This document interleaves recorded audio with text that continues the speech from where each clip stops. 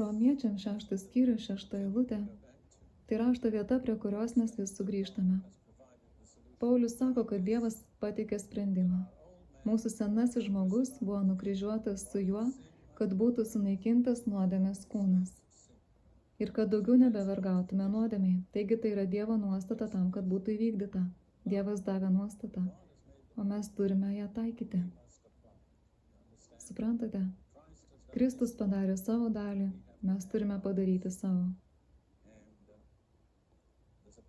Yra eilutė 1 Petro laiške, kuri kalbėjo man taip galingai. 1 Petro laiškas, 4 skyrius, 1-2 eilutės. Kadangi Kristus kentėjo kūnu, tai ir jūs apsiginkluokite tą pačią mintimį.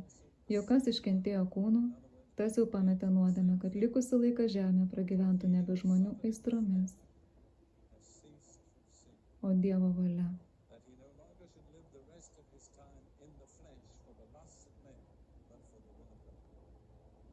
Tai gana stebinantis teiginys. Tas, kuris kentėjo kūne, pametė nuodėmę. Gana ilgą laiką aš stebėjausi tuo ir mąsčiau apie tai, nes aš maniau, kad Jėzus kentėjo už mus, tai kodėl dar mes turime kentėti. Bet manau, kad Dievas man tai aiškiai atskleidė. Jėzus davė mums sprendimą, o mes turime jį taikyti. Mūsų senasis žmogus buvo nukryžiuotas, tai įvyko. Bet Galatams 5:24 sako, kurie yra Kristaus Jėzus, tie nukryžiavo savo kūnus aistromis ir geismais. Kas tai padarė? Ne Dievas, bet mes. Ir nukryžiavimas, kaip į jį bepažiūrėtum, yra skausmingas. Tai ką mes turime padaryti? Mes turime nukryžiuoti savo kūnišką prigimtį. Mes turime paimti šios piktus, maištingus troškimus ir nuostatas ir prikalti juos prie kryžiaus. Viena vinis per mano kairę ranką ir viena vinis per mano dešinę ranką. Viena vinis per mano pėdas. Aš turiu tai padaryti. Tai nėra padaryta už mane. Tai skausminga, bet tai yra kelias iš nuodėmės. Tas, kuris iškentėjo kūne, tas pametė nuodėmę. Leiskite duoti jums pavyzdį, nes kitaip bus sunku jums tai suprasti. Pavyzdys, kurį aš paprastai naudoju, yra apie jauną, šaunę, krikščionę merginą, apie 20 metų amžiaus, kuri yra atsidavusi krikščionė. Ji yra narė geros bendruomenės. Ji turi pastorių, kuris yra Dievo vyras, kuris tikrai rūpinasi jos sielą, bet ji tampa emociškai įsitraukusi į santykius su vyru, kuris nėra atsidavęs krikščionis. Jis eis į bažnyčią tik tam, kad gautų ją. Bet iš tikrųjų jis niekada neatidavė savo gyvenimo Dievui. Ir jos dievotas pastorius sako jai, neik į santykius su juo, jis nėra pasišventęs krikščionis, tas ryšys nebus geras. Dabar ji turi 2 pasirinkimus. Jie abu yra skausmingi. Ji gali priimti savo pastoriaus patarimą ir prikalti savo jausmus ir troškimus prie kryžiaus. Aš myliu jį, bet tai nėra pats svarbiausias dalykas. Aš noriu ištekėti, bet tai nėra pats svarbiausias dalykas. Aš bijau būti vieniša, bet tai nėra pats svarbiausias dalykas. Visi šie troškimai turi būti prikalti prie kryžiaus. Tai skausminga, bet tai netruks ilgai. Po trumpo laiko ateis šlovinga laisvė. Ir jeigu mes norime laimingos šios istorijos pabaigos, tai po kurio laiko atsiranda žmogus nuo Dievo, jį išteka už jo ir yra laiminga. Tokia laiminga pusė. Dabar tarkime, kad ji nepadarė taip, kaip turėjo padaryti. Kad ji nenukryžiavo savęs su savo troškimais ir emocijomis, ji eina toliau ir išteka už jo. Gerai.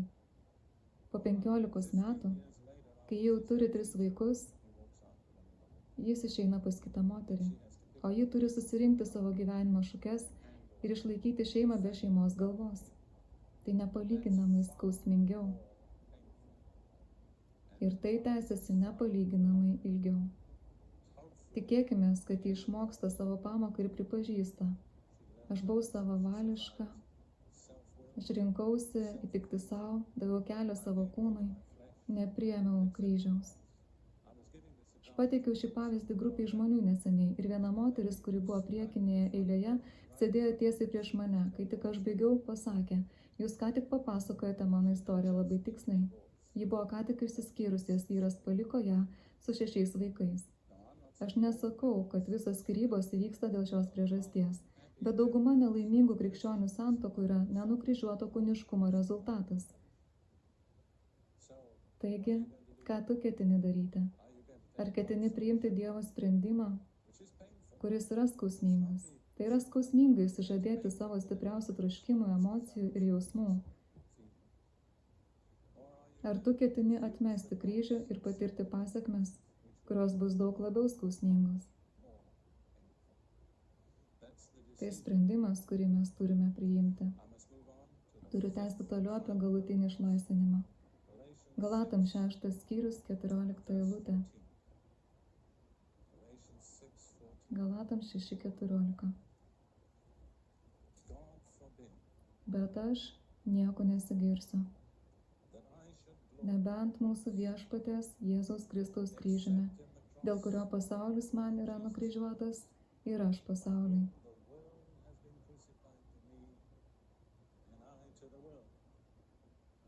Na, teologai, pasakykite, koks tai yra išlaisvinimas.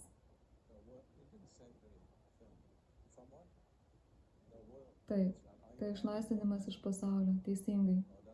Ar aš esu laimingas tarp pasaulio žmonių, ar tai man kelia prieštaringas emocijas? Apibrėžkime, kas tai yra pasaulis iš pradžių. Pasaulietiškas tai vienas iš terminų, kurį krikščionis naudoja kritikuoti kitus krikščionis. Tai nėra Dievo tikslas. Aš perėjau visą tai pats ir nebenoriu eiti per tai vėl. Žinote, tai visas 17 taisyklių, ko tu neturi daryti, kad nebūtum pasaulietiškas. Ir aš galiu pasakyti, kad žmonės, kurie sukūrė tas taisyklės, yra labai pasaulietiški žmonės. Bet tai tik tarp kitko. Ką mes turime mintį sakydami pasaulis? Duosiu jums savo apibrėžimą. Pasaulis tai socialinė tvarka arba gyvenimo sistema, kuri atsisako teisingos Jėzaus Kristaus valdžios. Nes Jėzus yra Dievo paskirta valdžia.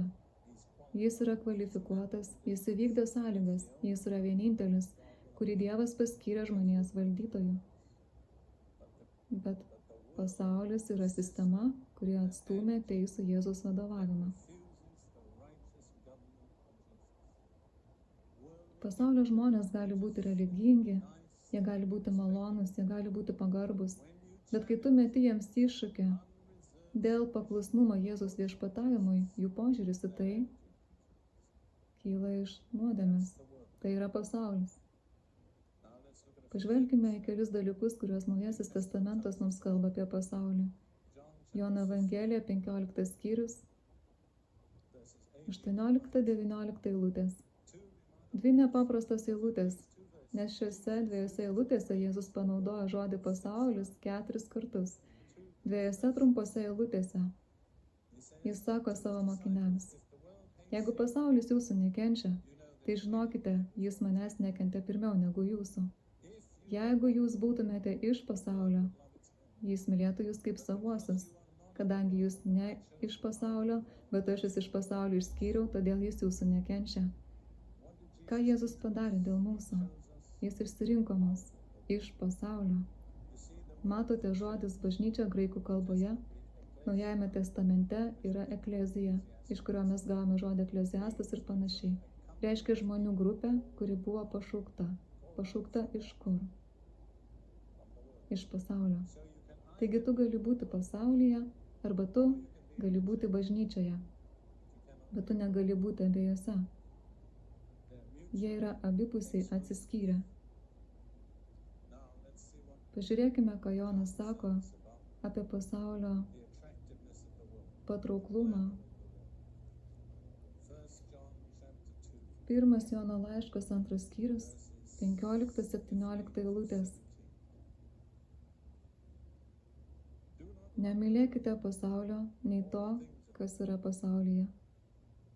Manau, kad tai yra amžiaus klausimas. Jeigu tau mažiau kaip 25, bus pagunda mylėti pasaulį. Pasaulis tau atrodys labai žavus, patrauklus, jaudinantis ir turintis tiek daug ką pasiūlyti. Bet visas jo žavesys tai yra blizgučiai, nėra jokios realybės tame. Jeigu tau jau virš 25 ar virš 40, Tu greičiausiai jau taip nebemylėsi pasaulio, bet mylėsi kažką, kas yra iš pasaulio. Kaip tarkime, kažkokį mašinos modelį, arba kažkokio tipo namą, ar kažkokius drabužius. Suprantate, tai yra kažkas, kas traukia jūs. Vyresni žmonės tikriausiai yra kažkiek nusivylę pasauliu, bet vis dar yra kažkas pasaulyje, kas laiko juos. Tai gali būti kažkas intelektualaus. Tai gali būti kažkokių knygų skaitimas, kurių tu neturėtum skaityti. Neturėtum pildyti savo proto šiukšlėmis. Bet dėl tavo intelektualios aplinkos yra kažkas, kas vis dar laiko tave. Aš turiu principą. Aš visada stengiuosi nepripildyti savo proto šiukšlėmis. Jeigu aš manau, kad kažkas yra nesveika mano protui tą patį momentą, kai pajuntu, jog tai nesveika, aš uždarau savo protą tam. Aš nenoriu nešioti šiukšlių savo prote. Bet daugybė krikščionių, kurie nesiveltų į amoralumą ar jausmingumą, įsivelia į intelektualinį šiukšlyną ir tokiu būdu pasaulis vis dar laikosi jų gyvenimuose. Bet Jonas sako, kad jei kas myli pasaulį, nėra jame tėvo meilės. Tu negali mylėti pasaulio ir Dievo tėvo vienu metu. Tu turi pasirinkti. Nes visa, kas yra pasaulyje, tai kūno geismas, akių geismas ir gyvenimo puikybė. O tai nėra iš tėvo, bet iš pasaulio. Viskas, kas pasaulyje, nėra iš Dievo tėvo. Tai šio pasaulio sistema. Jonas mini 3 skirtingus gundymo tipus. Tai kūno geismas, akių geismas ir gyvenimo puikybė. Edeno sode buvo visi šie 3. Tai buvo vaisius ant medžio, kuris buvo patrauklus kaip maistas kūnui, jis buvo malonus akims ir jis buvo geidžiamas, kad suteiktų išminties. Tai yra gyvenimo puikybė. Tai yra mąstymas, kad aš pakankamai protingas, aš galiu susitvarkyti savo gyvenimą pats, man nereikia Dievo. Visa tai iš pasaulio, tai nėra iš tėvo. Pati nuodėmės esmė nėra troškimas daryti blogą, nes pats gundymas buvo geras, būk kaip Dievas, pažink gerą ir blogą. Nieko blogo tame. Nuodėmės esmė tai troškimas būti nepriklausomu nuo Dievo. Ir tai gyvenimo puikybė. Tai jeigu kažkas mumise atmeta priklausomybę nuo Dievo, gyvenimo puikybė dar nebuvo nugalėta mumise.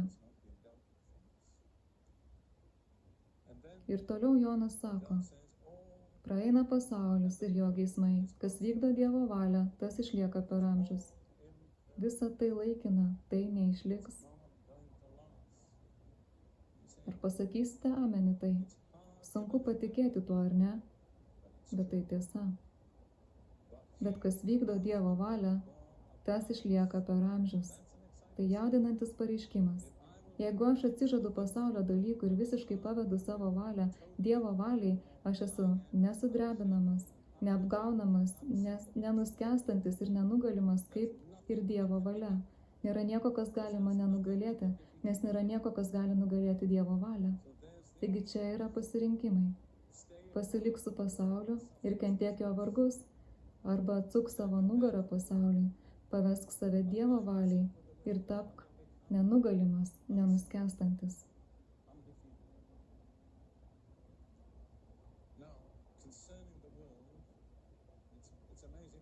Tai nuostabu, kiek daug apaštalas Jonas kalba apie pasaulį.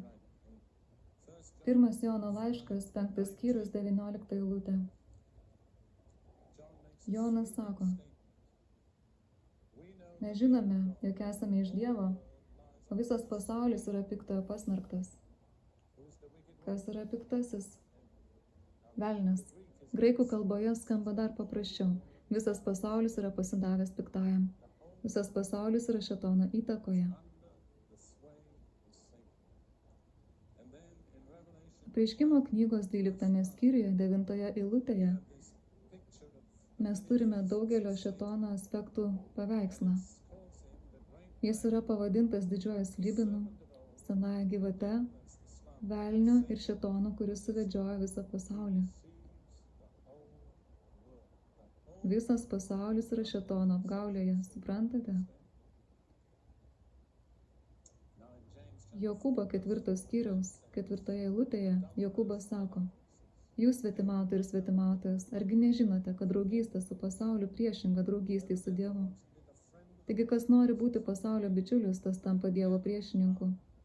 Mes negalime mylėti pasaulį ir Dievą tuo pačiu metu.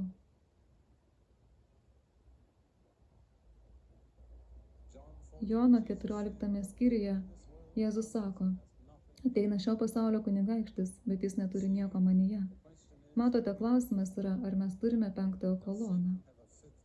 Šėtonas turi 5 koloną. Ar šėtonas turi 5 koloną mumise?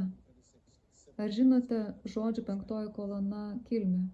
Buvo karas Ispanijoje 1936 metais, civilinis karas Ispanai prieš Ispanus. Buvo vienas ispanų generolas apgulęs miestą. Ir kitas generolas klausė, koks tavo planas užimti miestą. Jis atsakė, aš turiu 4 kolonas vedančias į miestą, iš šiaurės, pietų, rytų ir vakarų. Tuomet jis nutilo ir vėl pasakė, bet yra mano 5 kolona, kuri užims miestą man. Kitas generolas paklausė, kur yra tavo 5 kolona. Jis jam atsakė, pačiame mieste. Matote, bažnyčia niekada nebus nugalėta iš išorės. Jėzus niekada nebuvo nugalėtas iš išorės ir mes niekada nebūsime nugalėti iš išorės. Bet jeigu yra 5 kolona mumise, tai kaip mes būsime nugalėti? Leiskite man užbaigti su trumpa parabolė apie laivą ir jūrą. Kai kurie iš jūsų jau yra girdėję tai anksčiau. Laivas jūroje - viskas gerai. Jūra laive - viskas blogai. Koks to pritaikymas? Bažnyčia pasaulyje - viskas gerai. Pasaulis bažnyčioje - viskas blogai. Kas nutinka, kai jūra patenka į laivą? Jis skęsta. Kas nutinka, kai pasaulis patenka į bažnyčią? Jis skęsta. Vienintelė priemonė yra kryžius. Leiskite man greitai apibendrinti 5 išlaisvinimus laiške Galatams. Iš šio blogo amžiaus, iš įstatymo, iš savęs, iš kūno ir iš pasaulio. Noriu užbaigti Pauliaus žodžiais, bet aš niekuo nesigirsiu, nebent mūsų viešpaties Jėzaus Kristaus kryžiumi, dėl kurio pasaulis man yra nukryžiuotas ir aš pasauliui.